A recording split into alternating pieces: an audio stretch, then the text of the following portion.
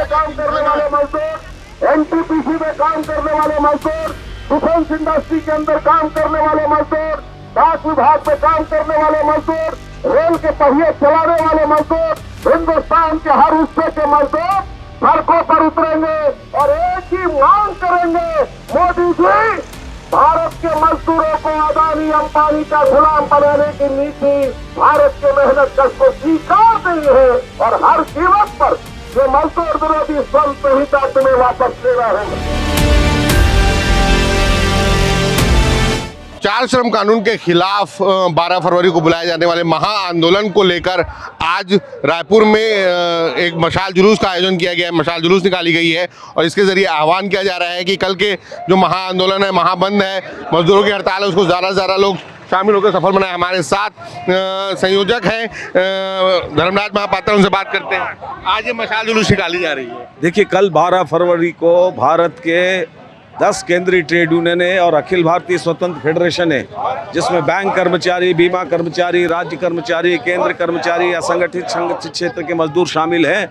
वो एक स्वर से एक ऐतिहासिक हड़ताल के जरिए मोदी सरकार को ये संदेश दे रहे हैं कि मोदी सरकार ने, मजदूरों ने लंबे संघर्ष के बाद जो थोड़ा बहुत कानूनी अधिकार हासिल किया था, उन 29 श्रम कानूनों को बदलकर जो 4 श्रम संहिता हिंदुस्तान के मजदूरों पर थोप दी है, हम उसे किसी सूरत में स्वीकार करने के लिए तैयार नहीं है।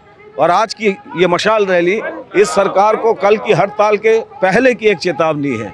और कल के हड़ताल में 9 जुलाई की हड़ताल से कहीं अधिक 30 करोड़ से ज़्यादा भारत के मजदूर, मेहनतकश और साथ ही साथ संयुक्त किसान मोर्चा के जो घटक संगठन के किसान हैं, वो भी सड़कों पर उतरेंगे।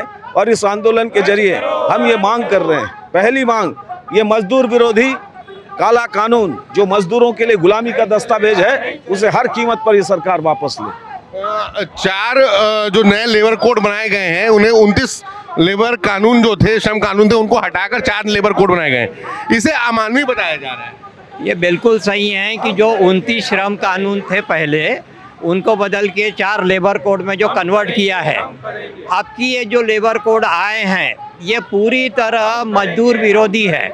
इसमें उनके सारे अधिकार छीन लिए गए हैं और सारे अधिकार जितने भी और कानून जो है, जो व्यापारी हैं, जो बिजनेस करने वाले हैं, जो इंडस्ट्री चलाने वाले हैं, यानी जो एम्प्लॉयर है, नौकरी देने वाले, उनके फेवर में बना दिया गया है। वो कुछ भी करें, उनके ऊपर कोई कानून लागू नहीं होगा और मजदूरों को बहुत तकलीफ होगी।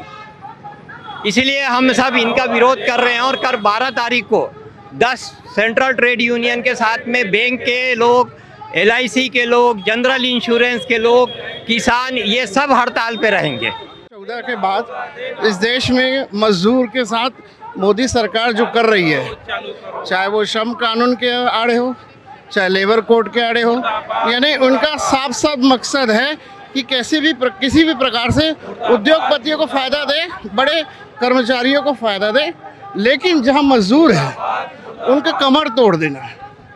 यह इस कानून, इस कोड के विरोध में जो है ऑल ट्रेड यूनियन जो है प्रोटेस्ट कर रही है। होश में आओ, होश में आओ, मोदी सरकार होश में आओ, होश में आओ, होश में आओ। ट्रेड यूनियनों और जन संगठनों ने जिन मांगों को लेकर प्रदर्शन शुरू किया है, मैं आपको उन मांगों को बताना चाहूँगा कि जो 4 अमानवीय श्रम संहिताओं को वापस लो, जो 29 नए पुराने जो श्रम कानून है, उनको हटाकर जो 4 लेबर कोड लागू किए जा रहे हैं, उसको अमानवीय बताया गया है, उसको निरस्त करने की मांग की गई है। सबका बीमा सबकी सुरक्षा अधिनियम, जिसके तहत LIC पर सीधा चोट है, बिजली संशोधन विधेयक जो बिजली को निजीकरण करने की तैयारी है, बीज विधेयक, शिक्षा विधेयक, विकसित भारत शिक्षा अधिष्ठान विधेयक को तत्काल वापस लेने की मांग इस हड़ताल के जरिए की जा रही है। इसके अलावा निजीकरण पर रोक, जो प्राइवेटाइजेशन, हर पब्लिक सेक्टर का प्राइवेटाइजेशन किया जा रहा है, उसका विरोध किया जा रहा है, उस पर रोक लगाने की मांग की जा रही है। सरकारी क्षेत्र पर नई भर्ती लागू करने की मांग की गई। कई सालों से सरकारी पब्लिक सेक्टर्स पर जो भर्तियाँ हैं वो नहीं हो रही हैं। मनरेगा हाल में ही जो बंद किए गए, मनरेगा की जगह जो जी राम जी योजना लाई गई है, उसको उसकी जगह मनरेगा योजना को भी बहाल करने की मांग की गई है। भारत अमेरिका ट्रेड डील निरस्त करने की मांग है। ये सबसे अहम है क्योंकि अभी हाल में ही दोनों राष्ट्रों के यूनाइटेड स्टेट के जो प्रेसिडेंट हैं डोनाल्ड ट्रंप, उन्होंने घोषणा की और ट्रेड डील की बात की। मोदी ने भी ट्रेड डील की बात की और इसको लेकर लगातार यह बात आ रही है कि इसका जो असर है वो देश के भारत के किसानों पर पड़ेगा। तो उसको लेकर मांग है इनकी जो 12 फरवरी की जो हड़ताल है, बढ़ती महंगाई, बेरोजगारी पर रोक लगाने की, ठेका प्रथा जो एम्प्लॉयमेंट नहीं, मतलब जो ठेका प्रथा बंद करके फिक्स्ड एम्प्लॉयमेंट की बात जो है वो कही जा रही है। किसानों को उनकी फसल का उचित दाम देने की मांग है और योजना कर्मियों को सरकारी कर्मचारी का दर्जा देने की मांग की गई है। सबसे अहम जो कई सालों से लड़ाई लड़ी जा रही है, पुरानी पेंशन योजना बहाल करने की भी मांग इस हड़ताल में होगी, जो राष्ट्रव्यापी आम हड़ताल हो रही है। और भी ट्रेड यूनियन से जुड़े लोग हम बात करेंगे। ये हड़ताल हो रही है कल जी, किस लेवल पर है? अगर सरकार बात नहीं मानती है तब आगे क्या कदम उठाए? ये देश भर के सारे केंद्रीय ट्रेड यूनियन और असंगठित क्षेत्र के मजदूर, केंद्र सरकार, राज्य सरकार के कर्मचारी सारे के सारे इस हड़ताल में हैं। केवल एक बीएमएस को छोड़कर। और जिस प्रकार से सरकार की इन नीतियां हैं जो यहाँ पर डिस्प्ले है, हम इसके खिलाफ जो है देशव्यापी हड़ताल कल कर रहे हैं। और इसके पश्चात भी अगर सरकार की नीतियों में कोई बदलाव नहीं होता तो हम इससे भी और ज़्यादा व्यापक आंदोलन की कार्यवाही के लिए तैयार होंगे। जो ये हड़ताल हो रही है, जो आम हड़ताल कही जा रही है, देश भर की 30 करोड़ कर्मचारियों, काम करने वालों की हड़ताल कही जा रही है। सरकार मानने को तैयार नहीं है। 29 श्रम कानूनों को हटाकर 4 लेबर कोड ला रही है और कोड में कन्वर्ट कर रही है। कहीं ना कहीं वो श्रमिकों के लिए, काम करने वालों के लिए परेशानी का सबब बन रहा है। इसको किस तरह से? ये जो सरकार है, खासकर मोदी सरकार, ये संविधान और लोकतंत्र की विरोधी है।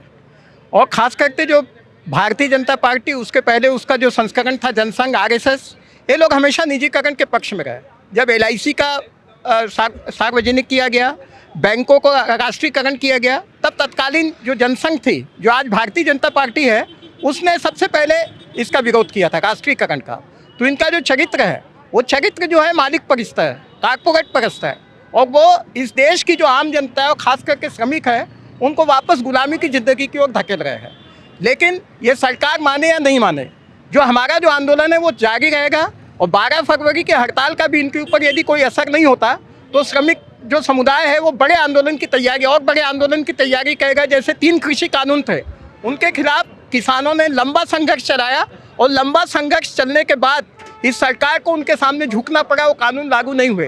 तो इन श्रम संहिताओं के खिलाफ भी इस देश के जो मेहनतकश है वो लंबा संघर्ष करने के लिए तैयार है। और जब तक ये श्रम संहिताएं वापस नहीं होती तब तक जो है ये लड़ाई जारी रहेगी। क्योंकि आज जो मेहनतकशों का अधिकार मिले हैं 150 सालों के संघर्ष के बाद मिले हैं। अमेरिका के शिकागो में जो मई दिवस के अवसर पर जो आंदोलन चालू हुआ था, जिसके चलते 4 लोगों की कुर्बानियाँ हुई थी, 4 लोग शहीद हुए थे, उसके बाद पूरी दुनिया के अंदर में आंदोलन हुआ और उसके चलते हमको ये 8 घंटे के काम का अधिकार हासिल हुआ है।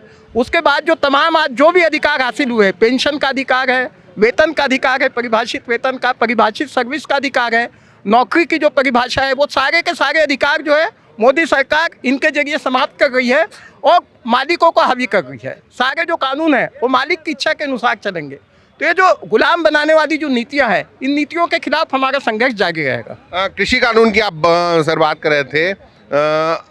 कृषि कानून के खिलाफ जिस तरह से किसानों ने प्रदर्शन किया, दिल्ली, एनसीआर और आसपास के राज्यों में जिस तरह से प्रदर्शन हुआ, और उसके बाद सरकार को आखिर में कृषि कानून, काले कानून जिसे लोग कह रहे थे, किसान आंदोलन से जुड़े लोग काला कानून कह रहे थे, उसे वापस लिया। क्या ये जो लेबर कोड है, जो 4 लेबर कोड है, ये भी आखिर में चल के वही काले कानून में कन्वर्ट होगा जो सरकार जिसे आज श्रमिकों के लिए अच्छा बता रही है? बिल्कुल, जो आप बोल रहे हैं वो सही बोल रहे हैं। क्योंकि ये जो 29 जो श्रम कानून है, उसको जो 4 नए कानून में उसमें तब्दील किया जा रहा है, जो हमारे उद्योगपति के हाथ में बेचा जा रहा है, और मजदूरों का जो शोषण किया जा रहा है, जो कल कारखानों में मजदूरों का जो योगदान है, उसमें उन लोग को 8 से 12 घंटे का जो है काम उसमें करना पड़ेगा, ना उचित मूल्य दिया जाएगा, शोषण किया जाएगा, ना उसमें कोई सुरक्षा की वो है, ना गारंटी, ना कुछ नहीं है। तो ये तो बिल्कुल है कि ये जो ये काले कानून है वो तो श्रम संहिता है वापस लेना चाहिए। हम उसका विरोध भी करते हैं।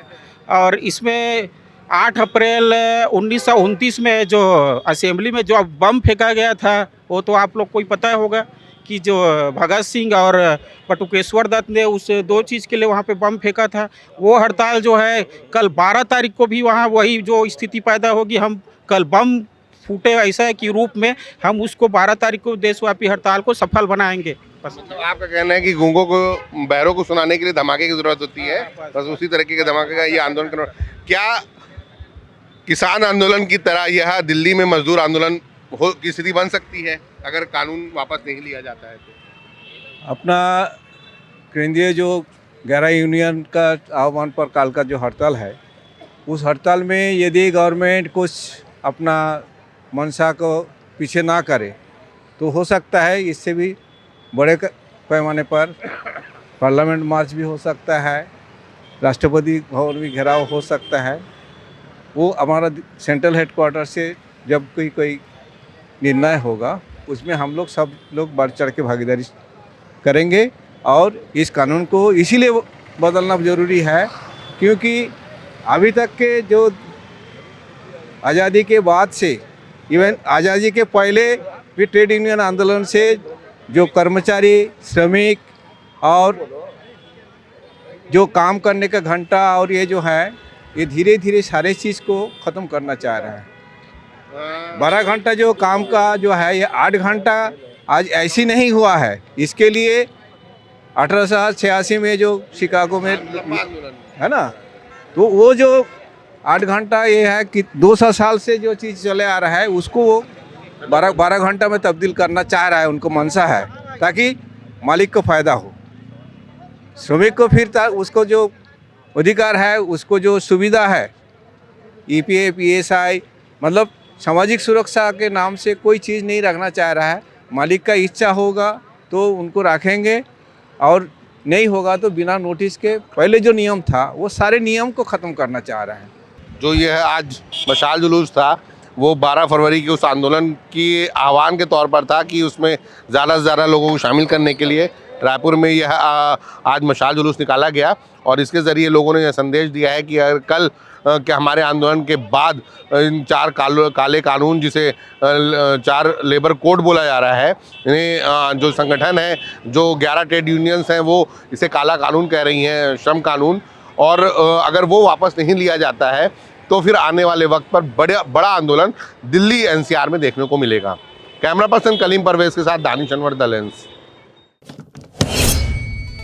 देश दुनिया की रखी खबर हर रोज हर शाम कानो कान सुनते रहें द लेंस पॉडकास्ट। रही अपडेट लेंस के साथ।